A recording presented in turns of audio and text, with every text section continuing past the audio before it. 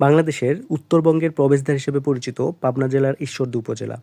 একসময় ঈশ্বরদী মূলত railway junction এবং কৃষিভিত্তিক অর্থনীতির জন্য পরিচিতি থাকলেও বর্তমানে এর পরিচয় ছাপিয়ে গেছে বিশ্বজুড়ে। এর নৈপথ্যে রয়েছে বাংলাদেশের ইতিহাসের সবচেয়ে বড় মেগা প্রকল্প রূপপুর পারমাণবিক বিদ্যুৎ কেন্দ্র। এটি এখন বাংলাদেশের জ্বালানি নিরাপত্তার মূল চালিকা শক্তি, যা বাংলাদেশকে বিশ্বের ৩৩তম পারমাণবিক শক্তি ব্যবহারকারী দেশ হিসেবে বিশ্বের বুকে প্রতিষ্ঠিত করেছে। এটার পাশেই অবস্থিত শতবর্ষী লোহার দানব হার্ডিঞ্জ ব্রিজ এবং ঠিক পাশেই সমান্তরালভাবে দাঁড়িয়ে আছে গতির আধুনিক ছোঁয়াখ্যাত লালন শাহ সেতু। একদিকে ইতিহাসের প্রাচীনত্ব, অন্যদিকে আধুনিকতার মেলবন্ধন। এই দুই দৃশ্য আপনাকে দেবে এক অন্যরকম অনুভূতি।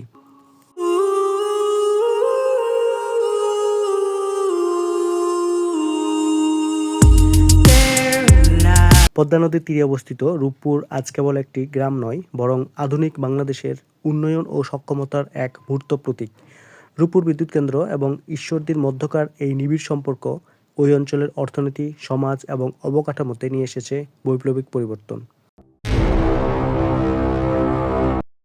১৯৬১ সালে প্রথম পারমাণবিক বিদ্যুৎ কেন্দ্র নির্মাণের জন্য উদ্যোগ গ্রহণ করা হয়। ১৯৬২ সালে পাবনা জেলার ঈশ্বরদী থানার পদ্মা নদীর পার্শ্ববর্তী রূপপুরকে পারমাণবিক বিদ্যুৎ কেন্দ্রের স্থান হিসেবে নির্বাচন করা হয়। একাধিক সমীক্ষার মাধ্যমে সংশ্লিষ্ট প্রকল্পের যথার্থতা যাচাই করা হয়। এই প্রকল্পের জন্য ২৬০ একর এবং আবাসিক এলাকার জন্য ৩২ একর জমি অধিগ্রহণ করা হয়। ১৯৬৮ সালের মধ্যে ভূমি উন্নয়ন অফিস, রেস্ট হাউস, বৈদ্যুতিক উপকেন্দ্র ও কিছু আবাসিক ইউনিটের নির্মাণ কাজ আংশিক সম্পন্ন করা হয়। ১৯৬৯ সালে ২০০ মেগাওয়াট বিদ্যুৎ উৎপাদনের এ প্রকল্প বাস্তবায়নের সিদ্ধান্ত তৎকালীন পাকিস্তান সরকার বাতিল করে দেয়। ১৯৭১ সালে বাংলাদেশ স্বাধীন হওয়ার পর ১৯৭২ সালে বাংলাদেশ সরকার ২০০ মেগাওয়াট বিদ্যুৎ উৎপাদনের একটি পারমাণবিক বিদ্যুৎ কেন্দ্র নির্মাণের উদ্যোগ নেয়, কিন্তু বিভিন্ন কারণে প্রকল্পটি বাস্তবায়িত হয়নি। অবশেষে অনেক ঝড়ঝাপটা পেরিয়ে ২০১৭ সালের ৩০শে নভেম্বর প্রধানমন্ত্রী রূপপুর পারমাণবিক বিদ্যুৎ কেন্দ্রের ১ নং ইউনিটের প্রথম কংক্রিট ঢালাইয়ের উদ্বোধন করেন। ২০২৩ সালের ৫ অক্টোবর আনুষ্ঠানিকভাবে বাংলাদেশ রাশিয়ার কাছ থেকে পারমাণবিক জ্বালানির প্রথম চালান গ্রহণ করে।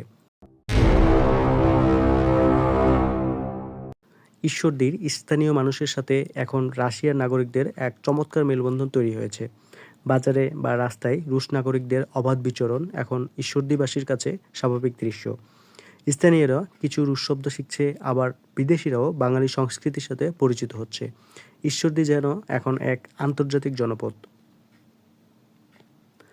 রূপপুর বিদ্যুৎ কেন্দ্র যখন পূর্ণ শক্তিতে চালু হবে, তখন এটি দেশের মোট চাহিদার একটি বড় অংশ পূরণ করবে। লোডশেডিং মুক্ত ঈশ্বরদী ও পাবনা হবে শিল্পায়নের প্রধান কেন্দ্র। বিশেষ করে ঈশ্বরদী ইপিজেড এবং স্থানীয় কলকারখানাগুলো নিরবিচ্ছিন্ন বিদ্যুৎ পেয়ে আরও সমৃদ্ধ হবে। রূপপুর পারমাণবিক বিদ্যুৎ কেন্দ্র এবং ঈশ্বরদী এখন একে অপরের পরিপূরক। ঈশ্বরদী শুধু পাবনা জেলার একটি উপজেলা নয়, বরং এটি এখন বাংলাদেশের জ্বালানি নিরাপত্তার মূল চালিকা শক্তি। এই প্রকল্প বাস্তবায়নের মাধ্যমে ঈশ্বরদী তথা পুরো বাংলাদেশ যেন নতুন যুগে পদার্পণ করছে। তা আগামীর উন্নত ও স্মার্ট বাংলাদেশ গড়ার পথে এক মাইলফলক হয়ে থাকবে। রূপপুরের এই আলোয় আলোকিত হচ্ছে ঈশ্বরদী, আর ঈশ্বরদীর বুক চিরে জন্ম নিচ্ছে এক শক্তিশালী বাংলাদেশ।